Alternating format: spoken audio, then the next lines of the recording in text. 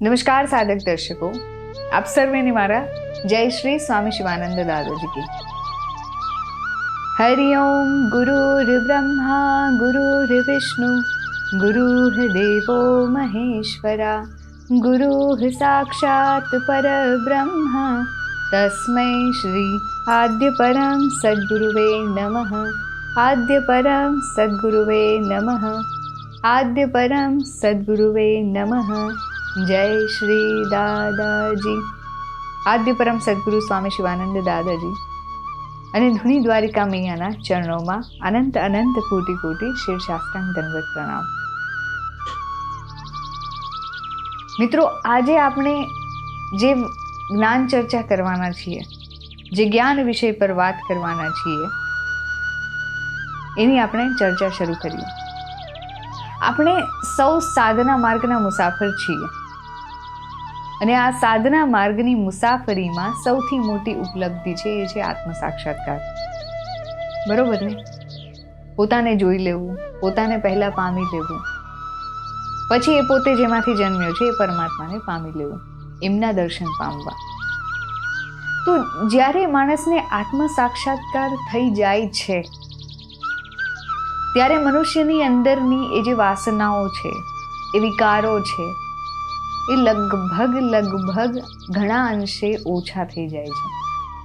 જો સાધક પ્રબળ છે, એની સાધના વ્યવસ્થિત છે, એનું માર્ગદર્શન વ્યવસ્થિત છે, તો લગભગ ઘણા અંશે 99% સુધી એના એ વિચારો વિકારો એને શાંત કરી શકે છે। અને એ ટકી રહી જાય તો પણ જીવનની દિશા એમની સંપૂર્ણ બદલાઈ જાય છે। આપણે પ્રથમ વાત કરી કે આત્મ સાક્ષાત્કાર પામવો જ કેવી રીતના, જેનું અગાઉ આપણે વિડીયોમાં ચર્ચા કરી છે કે દાદાજીનું માર્ગદર્શન કયા પ્રમાણે છે, એ પ્રમાણે જો સાધક સાધના કરે છે તો એ આત્મ સાક્ષાત્કાર અવશ્ય પામે છે। અને જ્યારે એ આત્મ સાક્ષાત્કાર પામી લે છે ત્યારે સાધક પરમાત્મા સાક્ષાત્કાર તરફ આગળ વધે છે। અને સ્વ સ્વરૂપના દર્શન ત્યારે જ થાય ને જ્યારે એનું મન શાંત થાય, એના વિકારો શાંત થાય, એના વિચારો શાંત થાય। કારણ કે જ્યાં સુધી એનું મન બહારની દુનિયામાં ભટકતું હશે ત્યાં સુધી તો અંદર તરફ વળવાનું નથી, અને અંદર તરફ વળશે નહીં તો એ આત્માને, પોતે એ આત્મા છે, પોતાના સ્વરૂપને આપણે જોઈ શકવાના નથી। એટલે એ પ્રોસેસ તો આપણે પ્રેક્ટિકલી કરીશું ત્યારે જ થશે, અને પછી એ સફર આગળ વધે છે પરમાત્મા તરફ।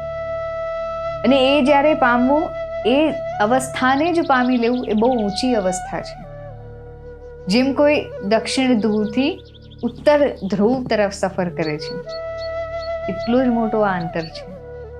અને આત્માનું દર્શન અને તે પરમાત્માનું દર્શન, જેને આખી સૃષ્ટિ રચી, એ બંને વચ્ચેનો બહુ મોટો તફાવત છે। અને એટલી ઊંચી છલાંગ કોઈએ લગાવી હશે કે નહીં એ તો મને ખબર નથી, પરંતુ અશક્ય તો નથી જ। કારણ કે આપણા વચ્ચે એવા ઘણા સાધકો છે ધૂનીવાલે દાદાજી પરિવારમાં કે જેમને આત્મ સાક્ષાત્કાર સાથે પરમાત્માનો સાક્ષાત્કાર પણ કર્યો છે।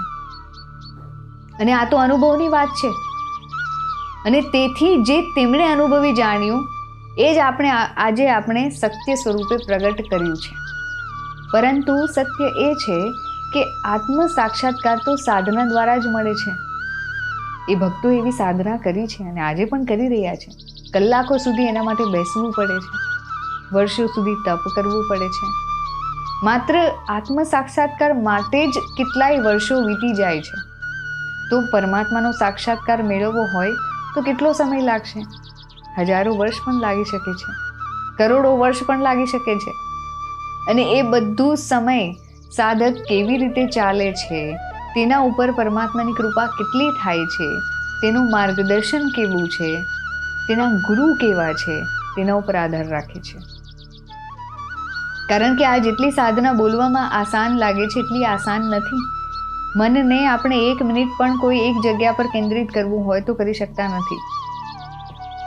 અને અહીંયા વાત છે કલાકો સુધી પરમાત્મામાં લીન થવાની, સ્વ સ્વરૂપને જોવાની। અને આધ્યાત્મનો આ જે માર્ગ છે એમાં સૌથી પહેલું મહત્વનું છે કે ગુરુ, કારણ કે માર્ગદર્શન વિના તો આપણે જઈ નથી શકવાના ત્યાં. હવે એક સિમ્પલ સી વાત લઈએ આપણે, આ પૃથ્વી પરના રસ્તાઓ આપણને યાદ નથી રહેતા, આપણી સોસાયટીના રસ્તાઓ ઘણીવાર યાદ નથી રહેતા, તો ત્યાં સુધી પરમાત્મા સુધી પહોંચવાનો રસ્તો આપણને કેવી રીતના યાદ રહેવાનો? કેટલા જન્મો આપણે લઈ લીધેલા છે, કેટલાય જન્મોના એ સંસ્કારો આપણે આત્મા પર ચોંટેલા છે. તો એમાં આપણે આપણા મૂળ પિતા એ ક્યાં છે એ કેવી રીતના યાદ રહેવાનું? ત્યારે જોઈએ એવા ગુરુ, કે ગુરુની પહોંચ જ્યાં સુધી છે. જો ગુરુ પોતે એ માર્ગ પાર કર્યો છે તો જે શિષ્યને ત્યાં સુધી પહોંચાડી શકે છે. જેને ગણિતના દાખલા આવડતા જ નથી તો એ બાળકને ગણિતના દાખલા શીખવાડશે કેવી રીતના? બરોબર ને? જો ગુરુની પહોંચ જ ન હોય તો સાધક પરમાત્માનું દર્શન કેવી રીતે કરી શકશે? એટલે અહીં સૌથી મહત્વની વાત એ છે કે માર્ગદર્શન. તમારા માર્ગદર્શક કોણ છે? અને એવા જો યોગ્ય તપોબલશાલી ગુરુ મળી જાય તો જીવનનો ઉદ્ધાર થઈ જાય. તો એ સાધકનો માર્ગ અતિ સરળ બની જાય છે.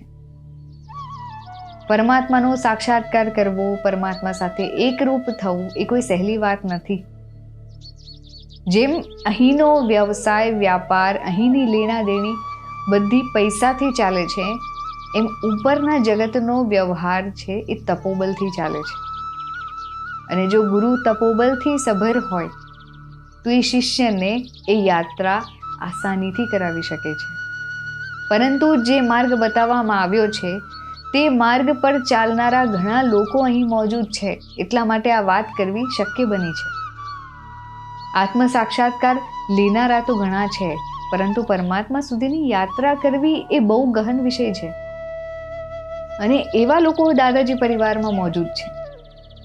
આત્મા અને પરમાત્મા વચ્ચેનો ફરક પણ સમજવો ખૂબ જરૂરી છે. જો એક ઉદાહરણથી લઈએ આપણે, તો દીવાની એક નાની જ્યોત કેટલી હોય? એ બહુ નાની હોય. અને બીજી તરફ એક મહાઅગ્નિ પ્રજ્વલિત હોય, અનંત વિશાળ. અને એ અગ્નિમાંથી નાના નાના કણ બહાર નીકળે તેજના સ્વરૂપે. એ કણ એટલે આત્મા. અને જે મુખ્ય મહા એનર્જી છે, જે મુખ્ય મહાઅગ્નિ છે, એ છે પરમાત્મા. પરમાત્મા સ્વયં ચેતન ઉર્જા છે અને આત્મા પણ ચેતન જ છે, કારણ કે એમાંથી જ તો જન્મ્યું છે. પરંતુ આત્મા એ જાણે એ મહા ઉર્જામાંથી નીકળેલું એક નાનું એવું કણ છે. જેમ સમુદ્રમાંથી એક બૂંદ કાઢીએ, બૂંદ એ આત્મા અને સમુદ્ર એ પરમાત્મા. એમનું સ્વરૂપ નિર્વચન છે, શબ્દોથી પરે છે.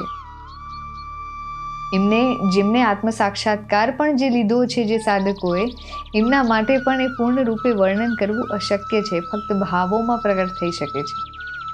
આત્મ સાક્ષાત્કાર એટલે નાનકડા કણને જોવું.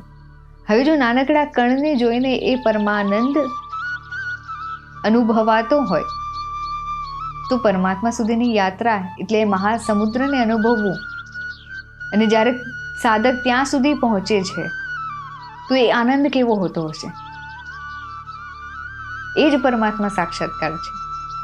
અને સાચું કહીએ તો બે જ તત્વ ચેતન છે, એક પરમાત્મા જેમણે આખું જગત બનાવ્યું છે, અને બીજું કે આપણે સૂક્ષ્મતમ આત્મા. અને આત્માની ઉર્જા મર્યાદિત છે, પણ જ્યારે પરમાત્માની ઉર્જા તો અમર્યાદ છે ને, જેમાંથી આટલી બધી આત્માઓએ જન્મ લીધો છે. તો એ ઉર્જા તો અનંત છે, અપરિમિત છે. અને આ જ બંનેનો મુખ્ય તફાવત છે. આત્મ સાક્ષાત્કાર પણ સામાન્ય વસ્તુ નથી. એ તો પહેલું પગથિયું છે પામવાનું. અને એ પહેલા પગથિયાને પામવા માટે પણ ઘણી સાધનાની સીડીઓ ચડવી જરૂરી છે. અને પછી પરમાત્માનું સ્વરૂપ જેવું એ તો અતિ ભાગ્યની વાત છે. ઘણા ભાગ્યવંત લોકો દાદાજીની શરણમાં છે, જેમણે પરમાત્માનું એ સ્વરૂપ જોયું છે. મેં પણ જોયું છે. તેથી જ આ ગહન ચર્ચા કરી શકવાની યોગ્યતા મળી. માત્ર હું જ નહીં, તમે પણ પ્રાપ્ત કરી શકો છો. આ સંપૂર્ણ જ્ઞાન મેળવવા માટે આપણને જરૂર પડે એક સાચા સદગુરુની. સદગુરુ જ આપણને બતાવી શકે કે આ આત્માથી પરમાત્મા સુધીનો સફર કેટલો લાંબો છે. આપણામાંથી કેટલા છે જેને પૃથ્વીથી સૂર્ય સુધીનું અંતર ખબર છે? ઘણા જ ઓછા.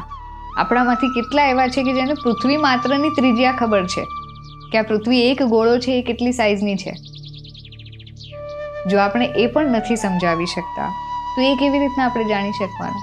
તેના માટે એવા યોગ્ય સદગુરુની જરૂર છે કે આ સાધનામાં આ અંતર કાપવામાં કેટલો સમય લાગશે, પરમાનંદ પ્રાપ્ત કરવામાં.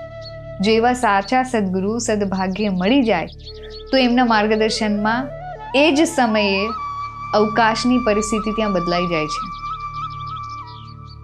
જેને ટાઈમ ડાયલેશન કહેવાય. અને એ પરમાત્માની કૃપાથી જ શક્ય બને છે. પરમાત્માની દયા તો અમર્યાદ છે. એ સફર કરાવનાર પણ દાદાજી પરમાત્મા જ છે. જો તેઓ આપણને દર્શન કરાવે તો જ સાધક જોઈ શકે.